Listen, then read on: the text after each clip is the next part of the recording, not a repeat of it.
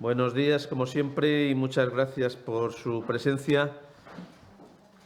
Ana está distribuyendo la documentación de los principales acuerdos del Consejo de Gobierno y para facilitar la tarea, en cuanto lo haya distribuido, que ya está, pues podemos comenzar. Los principales acuerdos de la sesión que hemos celebrado esta mañana, menos en términos de importe, se corresponden al ámbito de la sanidad y reforzando nuestro compromiso con la gestión sanitaria en nuestra comunidad autónoma, con la mejora de una sanidad de calidad y con conseguir que los ciudadanos sigan valorando nuestra sanidad como una de las mejores del contexto nacional.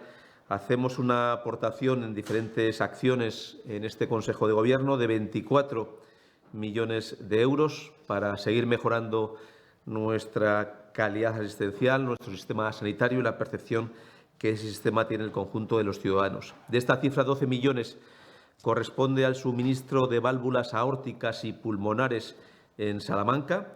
Es un material necesario para el desarrollo de la actividad quirúrgica y asistencial y dar respuesta a la creciente demanda asistencial de la población en este ámbito. 12 millones de euros.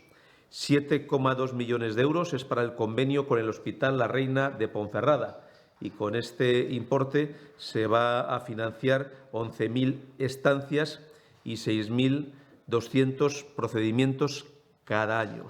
La aportación económica en concreto asciende a 1.166.000 euros. El detalle del contenido lo tienen ustedes en la documentación. 3,5 millones de euros es el importe para finalizar las obras del nuevo centro de salud de Sahagún, en León. Este edificio se adapta a los estándares de calidad actuales, garantizará la funcionalidad, accesibilidad y eficiencia energética del centro y va a suponer un incremento del 111% en los espacios asistenciales, que pasarán de 36 a 76. En total, las instalaciones van a contar con una superficie de casi 1.900 metros cuadrados frente a los menos de 500 del centro actual. En esta última fase se va a concluir el edificio con una inversión global, incluyendo equipamiento y tecnología, que va a superar los 5,2 millones de euros. Por tanto, la aportación que se realiza para esta última fase supone una inversión global en el centro de algo más de 5 millones de euros. Tienen ustedes el detalle de las instalaciones y características que va a disponer el nuevo centro de salud de Sahagún. Se invierte más de 1 millón de euros en el suministro de 200.000 artículos de lencería y vestuario en León, en concreto 1.087.000 euros. 800.000 euros para mantener el equipamiento electromédico en Zamora. Va esta cantidad destinada a garantizar el mantenimiento correctivo, preventivo y técnico legal de los equipos e instalaciones electromédicas en Zamora. 1,3 millones de euros ya en otro ámbito de actuaciones dirigidas a la rehabilitación energética de un edificio residencial en Burgos, 1,3 millones de euros. Es un edificio situado en la calle Nuestra Señora de Belén y es una ayuda enmarcada en el programa de apoyo a actuaciones de rehabilitación a nivel de edificio que se financia con fondos Next Generation de la Unión Europea. El objetivo es reducir el consumo energético y contribuir a la descarbonización del sector de la edificación. 700.000 euros en rehabilitar 44 viviendas públicas en Candeleda, Ávila, mejorando su accesibilidad, eficiencia energética y seguridad. Es la reparación y mejora del grupo de viviendas de promoción pública Los Castañuelos. Se trata de modernizar los 4 bloques residenciales construidos en 1986, incorporando ascensores, medidas de protección contra incendios, carpintería eficiente y mejoras de accesibilidad y habitabilidad. Son viviendas que están otorgadas en régimen de alquiler de carácter social y ahora lo que hacemos es una rehabilitación para modernizarlo y ponerlo en las condiciones actuales de la demanda. Se aprueba una aportación de algo más de 400.000 euros para el control y diagnóstico de las depuradoras en municipios de más de 2.000 habitantes equivalentes. Esta actuación, con un importe concreto de 416.000 euros, garantiza el cumplimiento de los estándares de calidad europeos sobre el tratamiento de aguas residuales urbanas mediante un programa de análisis sistemático de 181 instalaciones repartidas por toda la comunidad. Tienen ustedes el destino y distribución de estas instalaciones, así como cada una de las muestras analíticas por cada una de las provincias. 415.000 euros para agilizar la gestión de la documentación cartográfica para los procesos de concentración parcelaria. Va a permitir asistir a los servicios territoriales de agricultura, ganadería y desarrollo rural repartidos por toda nuestra comunidad y acortar así los plazos de estos complejos procesos administrativos. El compromiso en esta legislatura es favorecer la concentración parcelaria de 150.000 hectáreas. Entre las que ya están ejecutadas y las que están en pleno proceso de ejecución, se ha alcanzado ya la cifra de 138.000 hectáreas, lo que supone conseguir el 92% de las que teníamos previstas para toda la legislatura. Se ha alcanzado ya a día de hoy el 92% del compromiso de esta legislatura, que eran 150.000. La Junta implanta en sus residencias de personas mayores un sistema para anticiparse a eventuales accidentes y una herramienta para controlar la distribución de las prendas de ropa. Es una inversión de más de 1 millón de euros con cargo a los fondos de la nueva generación de la Unión Europea y es un sistema de atención al residente en los centros asistenciales que protege más a los usuarios y permite optimizar tareas y recursos. Es un sistema de gestión de lavandería también que permitirá tener permanentemente localizada la ropa en todos los residentes. Este sistema también está orientado a prevenir accidentes, tanto dentro como fuera de las instalaciones, salvaguardando la integridad física de las personas mayores que están en estos centros. Los profesionales del centro podrán revisar las tareas pendientes desde distintos dispositivos, teléfono móvil, ordenador o puesto de control, sin necesidad de acudir a una sala central. 7 millones de euros para rehabilitar la Escuela de Enfermería de Palencia.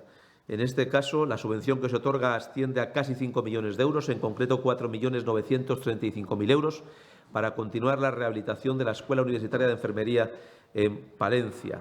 Es financiado con los fondos de la transición justa. Si a esta cifra de casi 5 millones de euros unimos lo que ya se otorgó en el año 2023, que fueron 2.235.000 euros, superamos los 7 millones de euros para llevar a cabo esta actuación, cuyo contenido lo tienen ustedes en la documentación y que se financia, como les he dicho, con los fondos europeos de transición justa.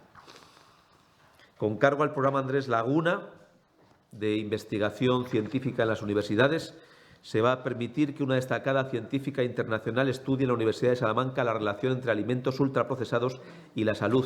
Hablamos de una subvención de 255.000 euros para contratar a la investigadora de este programa por parte de la Universidad de Salamanca. La propuesta ha sido ya presentada por la investigadora Renata Bartazzi-Levi de la Universidad de Sao Paulo, Brasil, quien va a desarrollar un estudio en Salamanca sobre la relación entre los consumos de alimentos ultraprocesados y los resultados adversos para la salud. Tienen ustedes también toda la documentación y esto lo que hace también es que nuestras universidades no se detengan el carácter de referencia en su calidad docente, sino también en su calidad investigadora, aspecto que también se valora en las puntuaciones internacionales de la calidad de las universidades. Tenemos solamente la universidad más antigua de España y en español, sino también el hecho de que la docencia es de un alto nivel de calidad. Los alumnos también lo son como consecuencia de su paso por el área no universitaria y también queremos que lo sea en el ámbito científico. Perdón por el cambio del tiempo.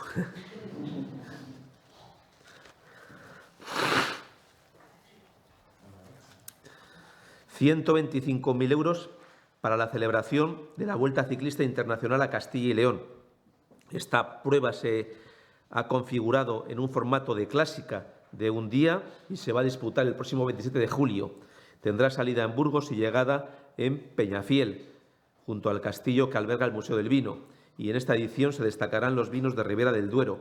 Su recorrido será de 180 kilómetros. Tienen ustedes la distribución de todos los equipos que participarán en esta Vuelta Ciclista, que además algunos de ellos son de ámbito nacional reconocido, pero otros son de ámbito también internacional muy prestigioso en diversas pruebas del calendario ciclista a nivel mundial.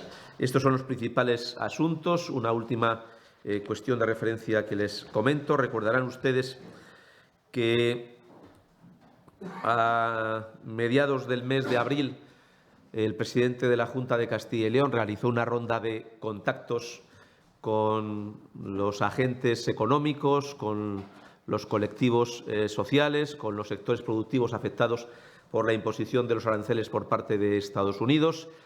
Se va a cumplir en los próximos días el mes desde esa primera ronda y la intención que tenemos, al menos con los grupos políticos, es que yo pueda informarles de lo que se ha avanzado este mes, de qué es lo que estamos trabajando actualmente y cuáles son nuestros planes inmediatos y con el objetivo también de marcar esta actuación dentro del plazo de 90 días que se ha establecido por parte de Estados Unidos como instrumento o proceso de diálogo. Como consecuencia de esta oferta de diálogo por parte de Estados Unidos, aunque una parte de los aranceles ya se han puesto en marcha para todos los productos europeos en el 10% y de forma muy especial para un arancel añadido en el caso del automóvil, de los productos del acero y del aluminio, pero lógicamente hay un proceso de diálogo y la propia Unión Europea también decidió paralizar los aranceles que había anunciado respecto de Estados Unidos.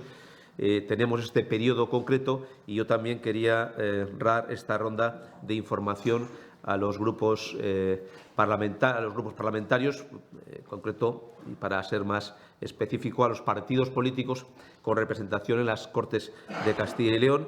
Llamaré al señor de la Rosa, que es el interlocutor por parte del Grupo Socialista, y al señor Hierro por parte de Vox, y asimismo al resto de los partidos políticos con interlocución y presencia en el Parlamento Autonómico. Les informaremos sobre lo que ya hemos hecho, las convocatorias de ayuda que ya están en marcha y que se pueden solicitar por parte de los sectores productivos, el establecimiento de las líneas de convocatoria financieras que ya están disponibles y se están solicitando por parte de los sectores productivos y de las empresas, el cómo vemos el proceso de negociación abierto entre la Unión Europea y Estados Unidos y la posición de nuestro deseo de que la Unión Europea mantenga una posición unida y lo que hemos venido trabajando de reuniones en estos últimos tiempos. Saben ustedes que hemos tenido reuniones específicas ya con el sector del automóvil, con Facil. Tenemos terminado ya el protocolo que se firmará en los próximos días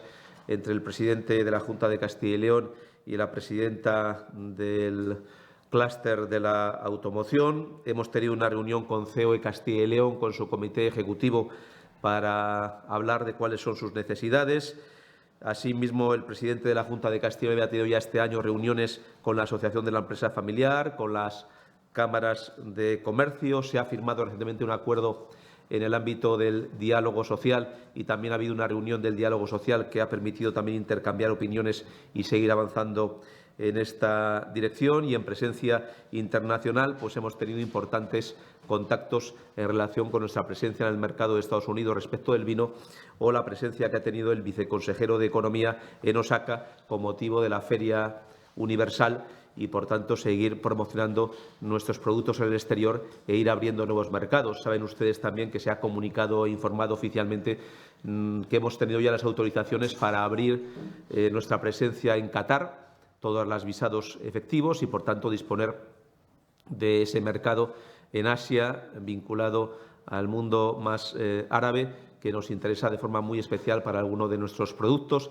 De todo ello tendré la ocasión de informar a los partidos políticos, de tener ese contacto telefónico que queremos que sea permanente y también de doble vía, no solamente contarles lo que hemos hecho, los planes que tenemos, cómo vemos las circunstancias, sino también tener la ocasión de conocer cuál es su opinión y cuál es su visión. Esto también se encardina dentro de esta voluntad de diálogo y de contacto permanente con el resto de los representantes de los sectores más afectados.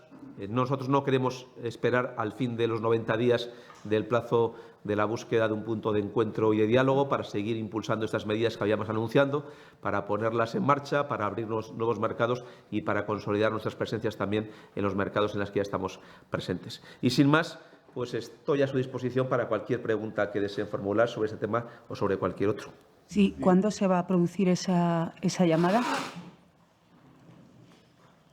Pues con carácter inmediato. Quizá mañana mismo tenga la ocasión y, si no, en los próximos días de la próxima semana. Como les he dicho, ya hemos tenido reuniones con bastantes sectores productivos. Yo mismo lo he tenido con COE Castilla y León, con el clúster de la automoción. Hemos convocado, además, en los últimos días, el Consejo de Internacionalización, donde también están presentes las cámaras de comercio, el ICEX, COE, y, por tanto, estamos en continuo intercambio con esos sectores productivos, pero también, como el presidente de la Junta de Castilla y León hizo una ronda con los partidos políticos primero y luego una reunión específica sobre los aranceles, queremos mantener esta línea de interlocución, de intercambio de opiniones, de diálogo y, por tanto, seguir informando personalmente a cada uno de los partidos sobre la situación y sobre las perspectivas futuras, sin necesidad de esperar al resultado final de esas negociaciones, que nuestro deseo es que tengan éxito y que, por tanto, lógicamente,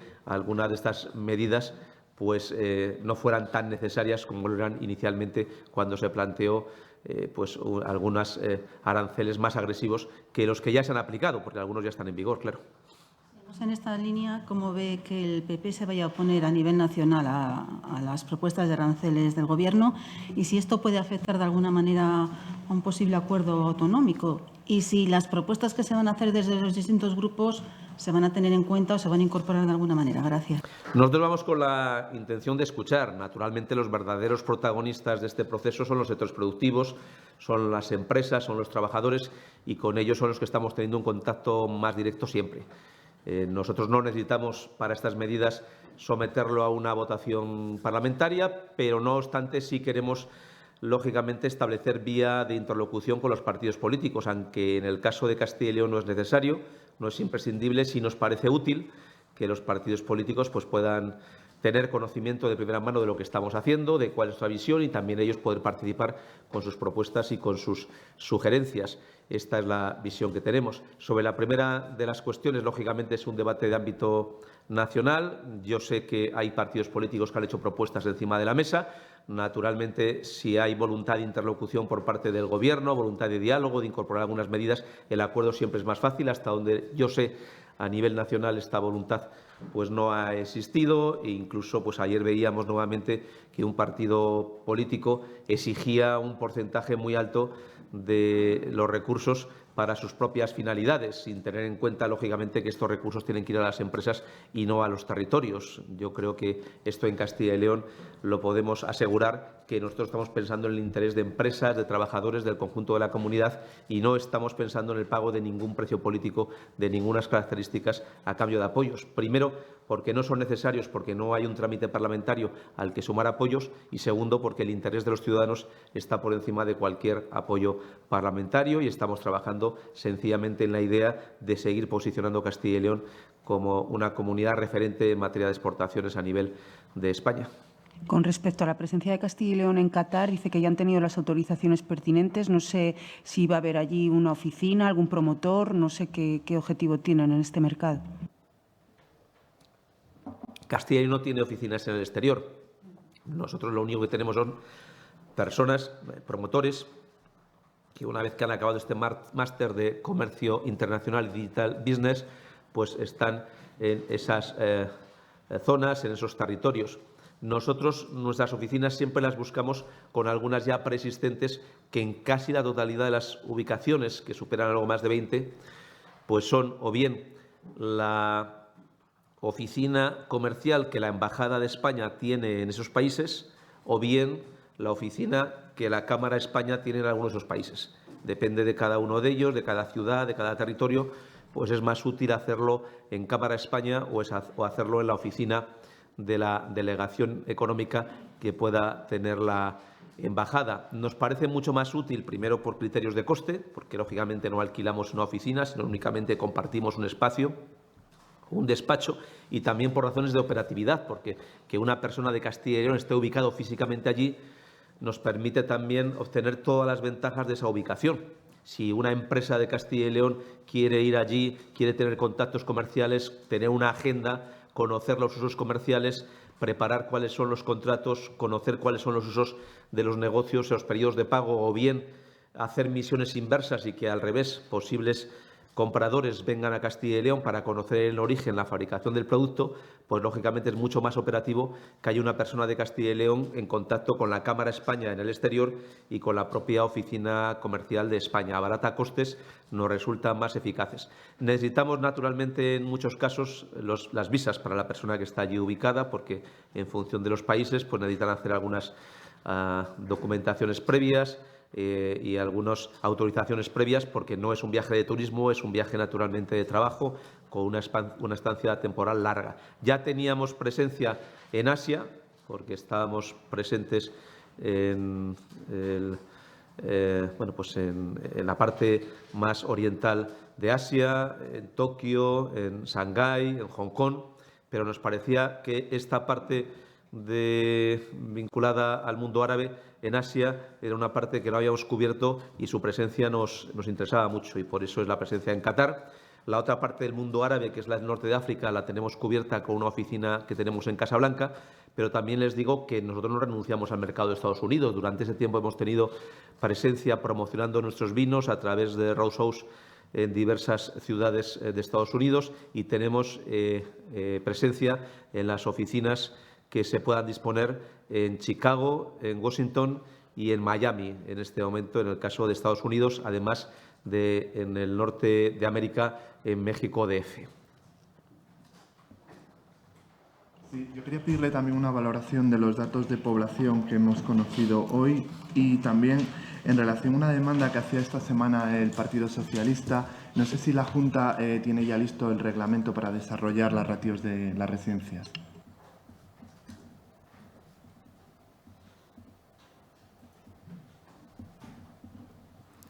La primera cuestión es la población. Siempre es bueno cuando sube la población, y es un dato favorable aumentar en más de 1.500 habitantes en solo un trimestre. Este es un dato que no hemos dispuesto en los años donde nuestra comunidad perdía más población, pero también hay que decir que lo vemos con prudencia siempre.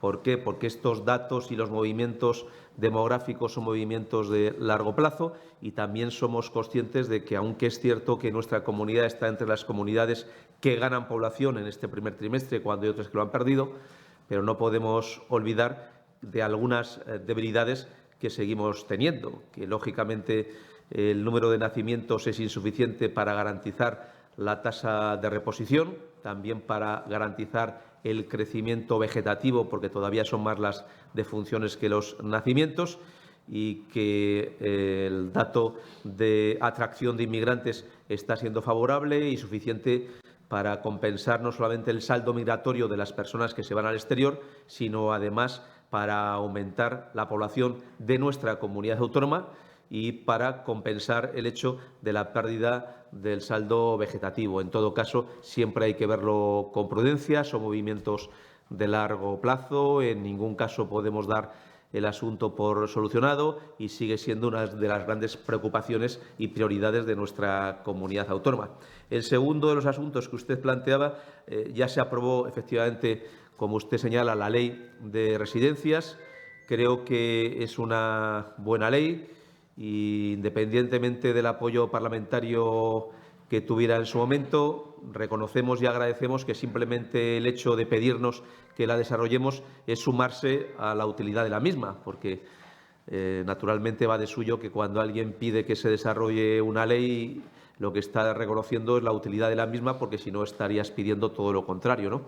¿Qué estamos haciendo ahora? Ya tenemos redactado el decreto de desarrollo de la misma, el reglamento, y, lógicamente, lo tenemos ya que una vez que se complete todo el trámite interno de negociación con los agentes más afectados, someterlo con carácter público a todo el proceso de gobierno abierto y de participación ciudadana. Naturalmente, será enviado al Consejo Económico y Social, será enviado también al Consejo Consultivo, tendrá los informes jurídicos y esperamos que se pueda aprobar este mismo año, porque, naturalmente, cualquier decreto de estas características tiene un trámite de participación ciudadana muy amplia que tenemos que completar. Sí, el PSOE denunciaba que se había retrasado este reglamento porque la fecha tope para la presentación del mismo era el 13 de enero. No sé por qué se ha producido este retraso. Naturalmente, por el hecho de establecer cauces siempre de participación y diálogo con los agentes afectados. Este es un Gobierno del diálogo, es un Gobierno que escucha, que tiene en cuenta la opinión del conjunto de los ciudadanos, y nos ha parecido muy oportuno, en el ámbito de la participación interna, que la propia Consejería vaya conociendo la opinión de los sectores más afectados, tanto trabajadores como empresas o como colectivos de usuarios. Pero, en todo caso, sí garantizamos que va a ser sometido a información pública, que va a poderse conocer con carácter previo a su aprobación por parte de todos los ciudadanos y, por tanto, estamos abiertos a todo este proceso de diálogo y también garantizamos su aplicación. Estamos ante una buena ley y, naturalmente, si ahora lo que se nos pide, lógicamente, es el desarrollo de la ley, es el sentido muy claro de lo que buscábamos, una ley y una ley que se pudiera aplicar. Hola, buenos días, portavoz. Sí, eso es el tema. No, venga. Vale. Hoy se ha conocido que el Tribunal Superior de Justicia de Castilla y León ha anulado la orden por la que la Junta adjudicó 124 licencias de radio. No sé qué valoración se hace desde la Junta y qué supone esto para las emisoras. Gracias. Sí. Primero vamos a estudiar la sentencia, que nosotros respetamos y acatamos. Analizaremos, naturalmente, sus efectos y sus consecuencias. Nosotros establecimos un procedimiento que es similar al que han establecido otras comunidades autónomas, donde no fue objeto de sentencia contraria en modo alguno, pero aún así, lógicamente, nosotros respetamos, acatamos la sentencia, garantizamos su cumplimiento, veremos el contenido de la misma y las posibilidades que existen de respuesta en relación con el contenido que se refiere. Pues creo que sí. Vamos a ver el plazo de recurso, la autoridad ante la que se recurre, y también vamos a ver de la lectura de la sentencia si es oportuno o no el recurso. ¿No tienen por qué dejar de emitir? Creo que de la sentencia no se deriva, pero vamos a ver las consecuencias. Dejen que lo leamos y también dejen que veamos qué supone y qué consecuencias tiene. Muchas de ellas, de las autorizaciones, no se habían puesto todavía en práctica ni estaban en periodo de aplicación, porque eran un buen número de nuevas licencias y ni siquiera todas ellas se habían desarrollado a día de hoy. Hola, buenos días. Ha pasado ya una semana y media del apagón. La semana pasada nos comentaban que era muy pronto para tener cifras de impacto económico. Hemos oído cifras de todo tipo, de empresas, de patronal. No sé si tienen ya una cifra más o menos aproximada, no sé si sobre el impacto del PIB, de millones.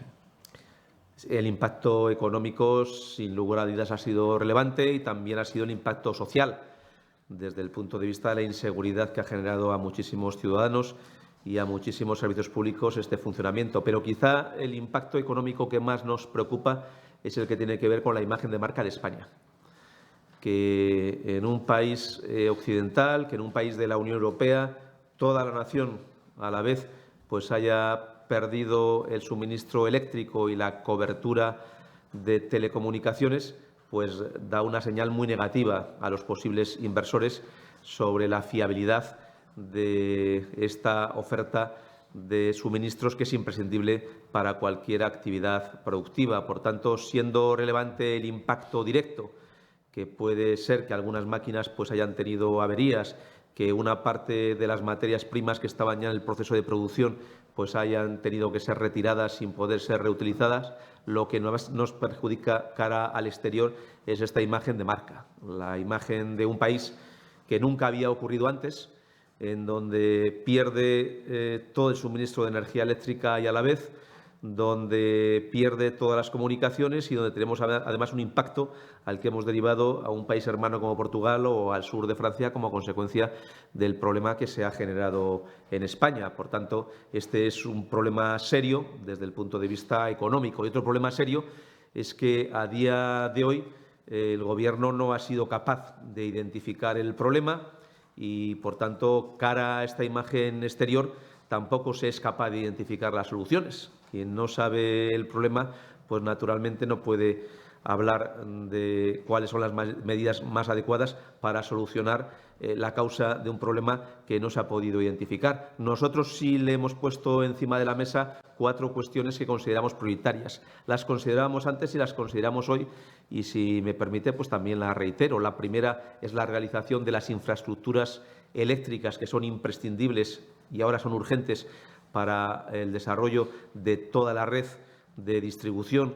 La segunda tiene que ver con el desarrollo de instalaciones de almacenamiento de la energía que producimos que sirva de garantía en el suministro. La tercera es este nivel de consumo lo más próximo posible al origen y que beneficie especialmente a aquellas comunidades autónomas generadoras de energía eléctrica, como es el caso de Castilla y León. Y la cuarta es encontrar un equilibrio en todas las fuentes de producción, aprovechando las ventajas e inconvenientes que tengan cada uno de ellos para garantizar un suministro energético estable. Estas son las 4 cosas que nosotros hemos demandado siempre y que reiteramos ante el Gobierno de España. Si él no sabe qué ha pasado o no sabe qué hacer, nosotros desde el Gobierno de España sí le hemos planteado en diversas ocasiones cuál es la hoja de ruta en política energética y qué es lo que hay que hacer. Nos preocupa, desde ese punto de vista, lógicamente, la imagen de España en el exterior.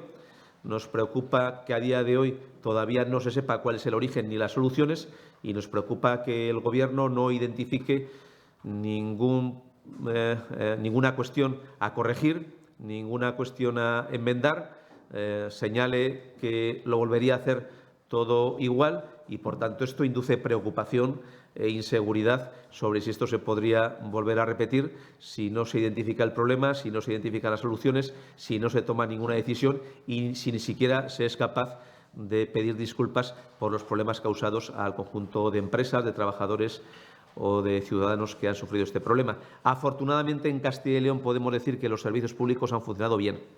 Dentro de lo que estamos viendo estos días y el debate ante el caos de algunos servicios públicos en Castilla y León, y a pesar de las muchas dificultades, los servicios públicos han seguido prestando. Se han prestado en la educación, se han prestado en la sanidad, se han prestado en los servicios sociales, en los centros residenciales de personas mayores y de personas con discapacidad. Sí, en el fondo hay un debate sobre renovables y nucleares, o debe mirarse así, o es un debate que se debe plantear con un pozo de más tranquilidad. Gracias. Yo creo que tiene que haber un debate entre si el problema de la energía es un problema de una política de contenido ideológico o de contenido técnico. Hay quien apuesta por la ideología ante los desafíos que tiene nuestra sociedad y hay quien apuesta por las soluciones técnicas ante los desafíos que tiene nuestra sociedad. Yo creo que el presidente del Gobierno se equivoca al no pedir disculpas, al no reconocer ningún problema y al seguir anteponiendo la ideología por encima de las soluciones. Y yo creo que es un error que el debate sea un debate ideológico en vez de ser un debate técnico, un debate de prestación de una serie de servicios, como ocurre en la mayor parte de los países occidentales. Yo creo que esto es algo que se debe corregir. Nosotros ponemos encima de la mesa lo que hemos puesto siempre, 4 ideas, 4 propuestas, son las que les hemos citado, las que ya habíamos pedido al Gobierno, sin nula respuesta hasta el momento, y esperamos que el Gobierno pueda identificar el problema, pueda encontrar las soluciones, pueda pedir disculpas y pueda entender que hay que cambiar las cosas y anteponer las soluciones técnicas por encima de la ideología. Sí, el Parlamento Europeo vota este jueves el proyecto de ley para rebajar el estatus del lobo. Ya definitivamente es un procedimiento prácticamente formal porque ya fue aprobado en comisión. No sé qué esperan de esta votación y si ya se desbloquearía por completo la caza del lobo en Castilla y León, al norte del Duero. Gracias. Sí, ya se ha aprobado. Pues entonces casi es una valoración de mucha actualidad, todavía con más con más motivo. El otro día estaba aquí el consejero de Medio Ambiente y explicó con mucho detalle todo el procedimiento. Yo creo que hay un amplio consenso en la Unión Europea, no en torno a la caza del lobo, sino al equilibrio entre el hombre y la naturaleza. Hay quien antepone la ideología y hay quien posterga la posición del hombre en la naturaleza. Nosotros lo que decimos es que el hombre es parte esencial de la naturaleza, el ser humano, el hombre y la mujer, parte esencial de la naturaleza, y con su presencia en el territorio contribuye también al mantenimiento del equilibrio natural. Y, por tanto, esta idea de que en la naturaleza sobra el ser humano es una idea equivocada y, afortunadamente, las principales autoridades mundiales, la Unión Europea, va en esa dirección. Lo hizo el Tratado de Berna, lo ha hecho la Comisión Europea y lo ha hecho el Parlamento Europeo, incluso por el trámite de urgencia. Se nos ha dado la razón a la Junta de Castilla y León. Esperemos ahora también que el Gobierno, en la parte que corresponde, pues pueda reaccionar y lo pueda hacer pronto. Yo creo que España no se puede quedar fuera de la posición mayoritaria de los países de la Unión Europea. No podemos ser una posición absolutamente radical y contraria a la posición casi unánime de la Unión Europea. En el caso del Tratado de Berna, creo recordar que superaba el 95% de los países los que estaban en una posición de equilibrio, y solo el caso de España y otro país que tenían esa posición más radical. Yo creo que hay que huir de las ideologías, de las radicalidades, de las exclusiones, de levantar muros, de fraccionar la sociedad. La sociedad cada día valora más los políticos que unen, que generan consensos, que buscan acuerdos, que piensan en el interés general, y tenemos que empezar a huir de esos políticos que dividen, que generan desunión, que generan y levantan muros y que se manejan siempre por la ideología por encima de los intereses generales de sus países. Sí, buenas. Ya se han producido las primeras elecciones en el MIR. Creo que ya han solicitado plaza más de 2.000 personas. Hay 6 provincias que todavía no han sido elegidas por nadie. 3 son nuestras: Ávila, Segovia y creo que Palencia. No sé si le preocupa a la Junta esta situación con las elecciones de los MIR de este año. Gracias.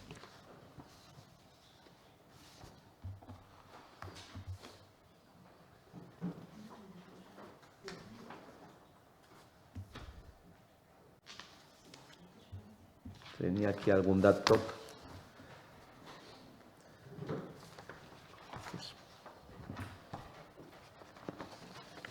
Espero poder encontrar en relación con la pregunta que usted me formulaba.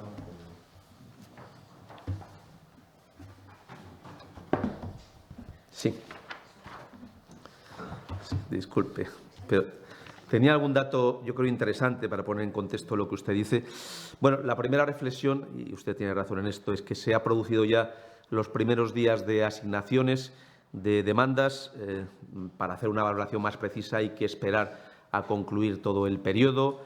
Son algo más de 7.000 plazas MIR las que hay que adjudicar, y a día de hoy apenas estamos en la cuarta parte del total de las que hay que adjudicar. Es verdad que en muchos casos los jóvenes médicos pues eligen hospitales muy grandes de grandes ciudades, pero también hay datos donde se refleja la posición de nuestra comunidad autónoma y que incluso en hospitales de tamaño más pequeño somos capaces de ser muy atractivos.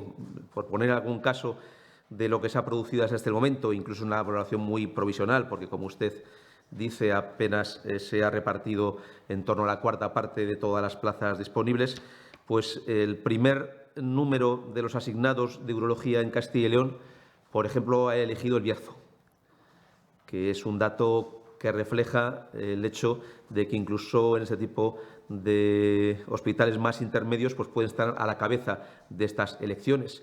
La segunda de las plazas de psiquiatría asignadas en toda España, la segunda, ha elegido Zamora, la segunda de todas. El caso de Salamanca, por ejemplo, en neurología, pues está en el grupo de las 30 plazas primeras asignadas en España.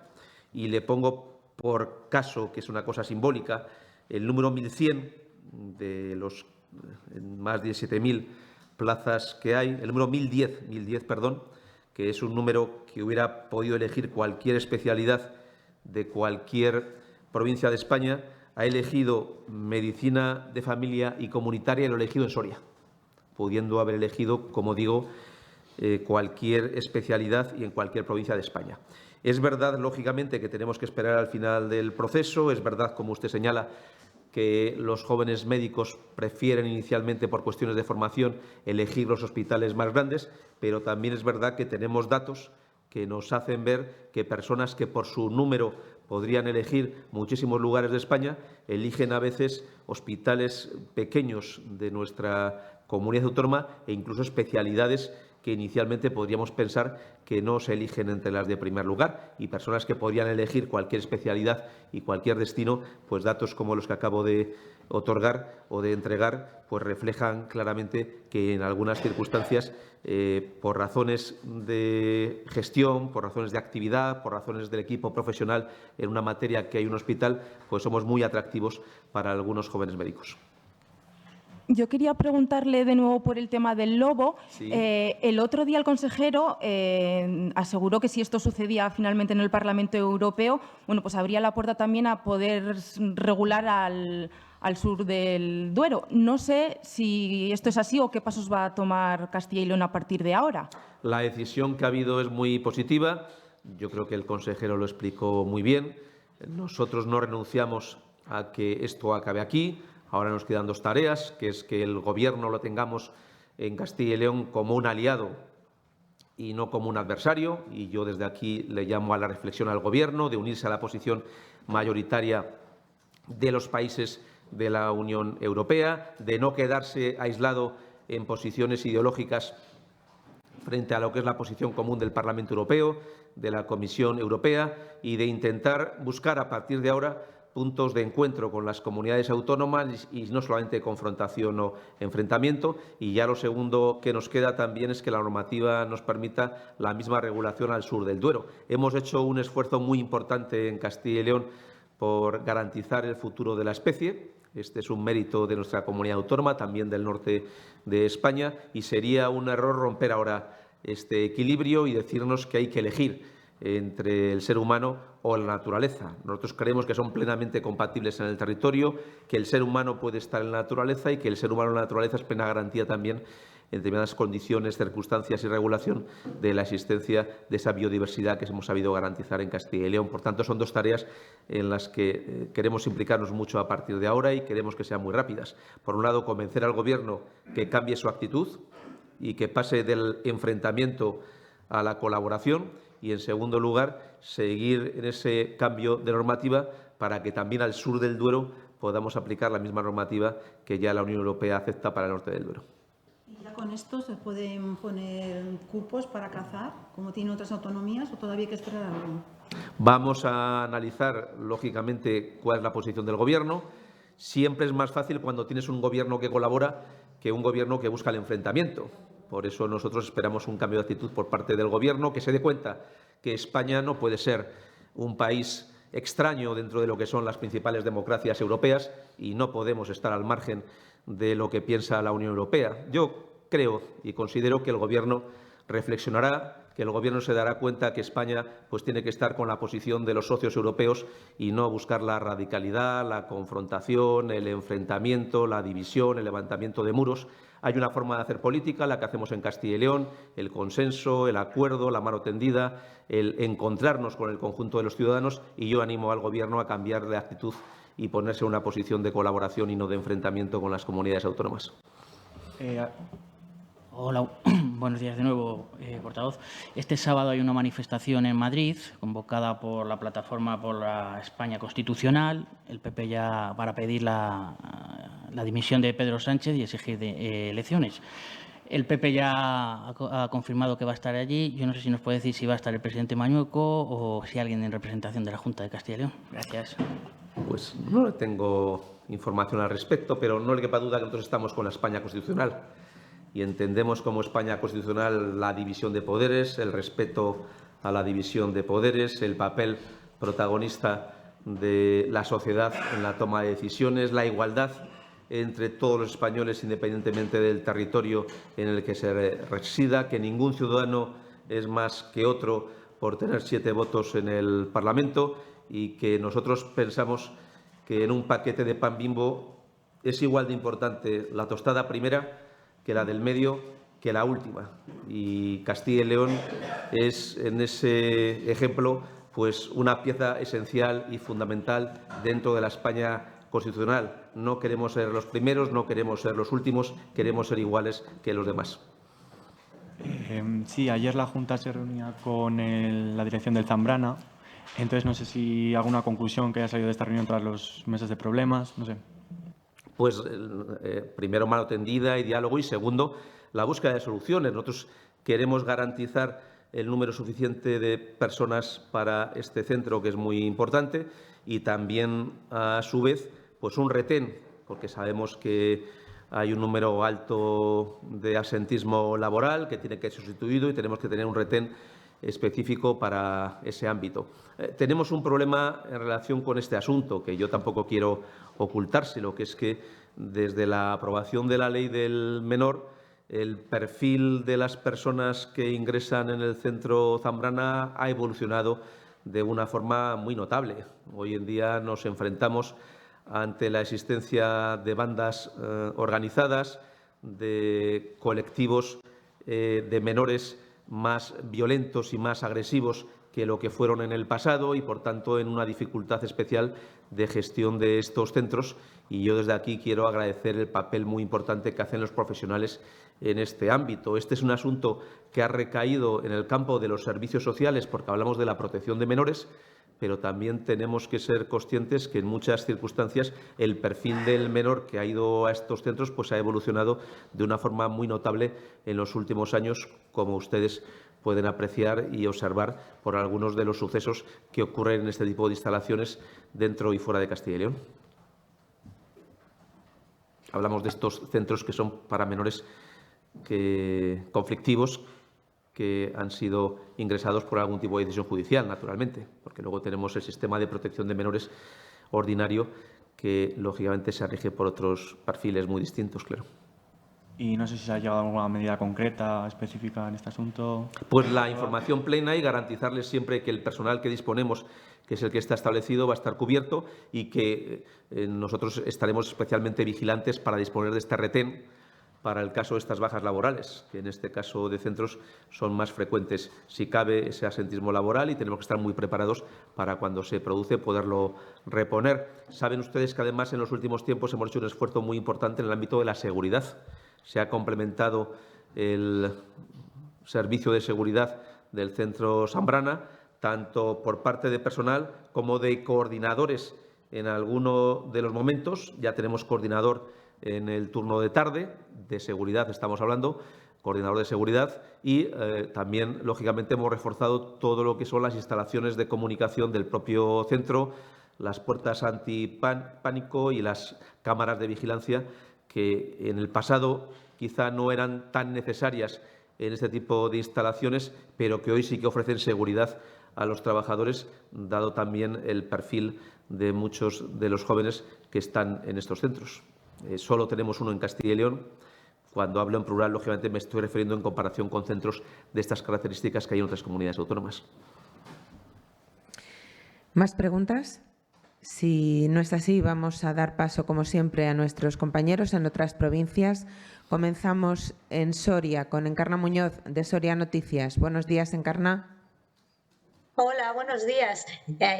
Bueno, supongo que ya lo sabrán, ayer coches y camiones volvieron a cruzar sobre el puente medieval de San Esteban de Gormaz y allí mismo el subdelegado del Gobierno expresó que habría que replantearse si es necesario construir o no el alternativo, una obra en la que ya trabaja la Junta de Castilla y León en colaboración con Defensa. Me gustaría saber si las palabras del subdelegado o la apertura del puente puede alterar sus planes. Es decir, si el puente alternativo, provisional o como se quiera denominar, se va a construir sí o sí. Luego, en segundo lugar, muchos estamos pensando ya en el verano y si no se excava en el yacimiento de Numancia, será el 6º año sin investigación en este punto. Otros años se ha argumentado que ningún equipo de trabajo había solicitado trabajar allí, pero supongo que algo se podrá hacer desde la Junta para fomentar el conocimiento de la ciudad celtíbera. Y ya por último, no sé si sabemos algo de la licitación del Centro de Salud de San Leonardo, porque hace 2 semanas o así nos dijeron que estaría en pocos días y seguimos esperando. Gracias.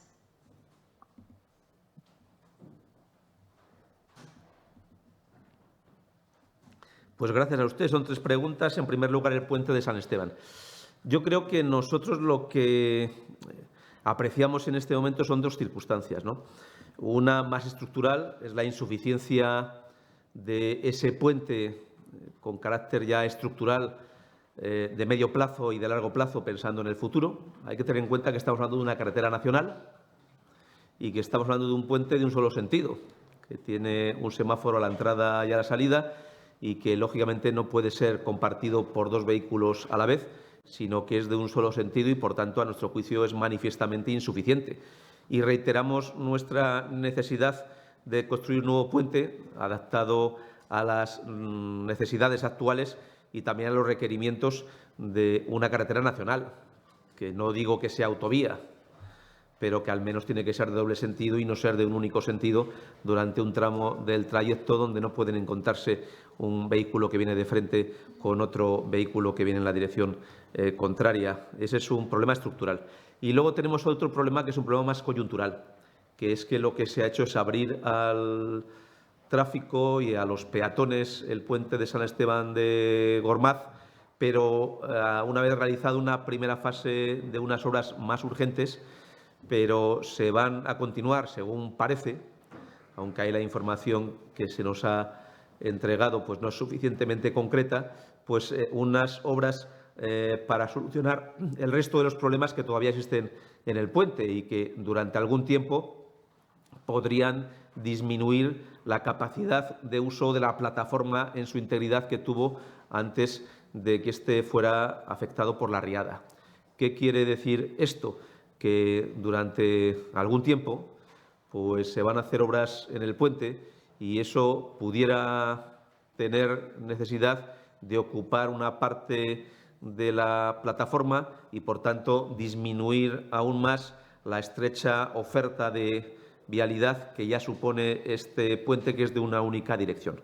Por tanto, ante esta doble situación, nos parece oportuno realizar con carácter coyuntural una obra como la que hemos planteado, que tiene como objetivo resolver un problema real y, además, garantizar situaciones de urgencia y emergencia que se pudieran plantear y, naturalmente, nuevos riesgos ante los cuales estuviera sometido este puente. Y lo que le demandamos al Gobierno con carácter estructural es la realización de un nuevo puente con las características propias de una carretera nacional, que para eso es carretera nacional, y también le estamos demandando la información más adecuada sobre el periodo de duración de las obras que faltan y cuál es la afectación a la plataforma del puente de este periodo de duración, si una parte del puente va a estar vallado y si esta parte del puente y de la plataforma puede estar vallada, si el resto, que ya era estrecho, pues lógicamente va a ser suficiente para dar el servicio que se venía dando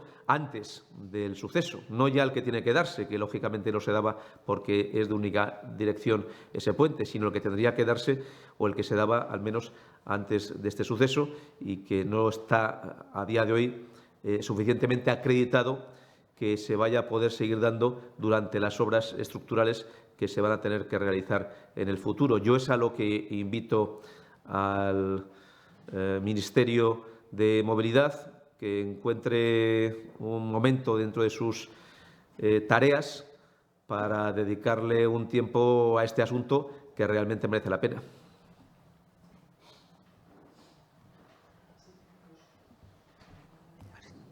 Creo que... Sí, perdón, quedan 2 cuestiones más. Una es el yacimiento de Numancia. Las intervenciones en los yacimientos vienen marcadas por los proyectos científicos que puedan presentar los grupos de investigadores y, lógicamente, que puedan ser como tal autorizados por parte de la Junta de Castilla y León.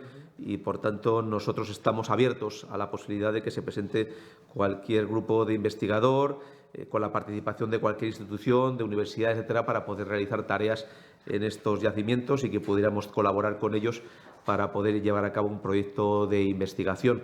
Y finalmente, en el caso de San Leonardo de Yagüe, en donde se nos planteaba en la pregunta cuándo se vaya a licitar la realización del proyecto del centro de salud. Pues yo creo que es cuestión de un plazo relativamente breve, pero es verdad que a día de hoy no le puedo dar una fecha exacta de cuándo se va a publicar en el boletín, pero les mantendremos informados cuando se produzca.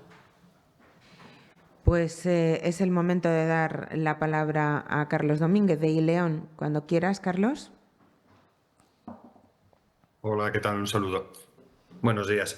Al hilo de tanta actualidad como que iba en el orden del día de hoy, la nueva adjudicación del Centro de Salud de Sahagún, una buena noticia para la comarca, pero quisiera contextualizar y hacer una pregunta al respecto. La primera vez que se comprometió y apareció presupuestariamente reflejada la construcción del Centro de Salud de Sahagún data del año 2005, es decir, que está cumpliéndose ahora mismo 20 años desde el arranque o el inicio, el compromiso formal de ejecución de este centro de salud.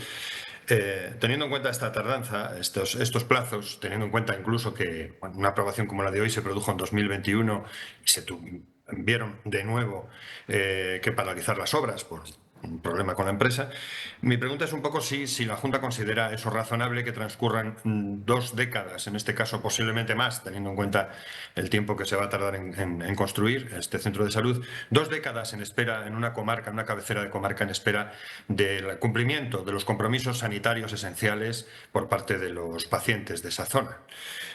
Y también al hilo de la actualidad, en los datos de población que hemos conocido hoy, que ha valorado un poco genéricamente antes, es cierto que de las únicamente 6 provincias en toda España que tienen un saldo negativo y que por lo tanto siguen perdiendo población, y lo hacen además en un contexto de aumento generalizado de más de 500.000 de personas en un solo año en toda España, de un aumento en el resto de las provincias de Castilla y León incluso, y en el saldo total de la comunidad.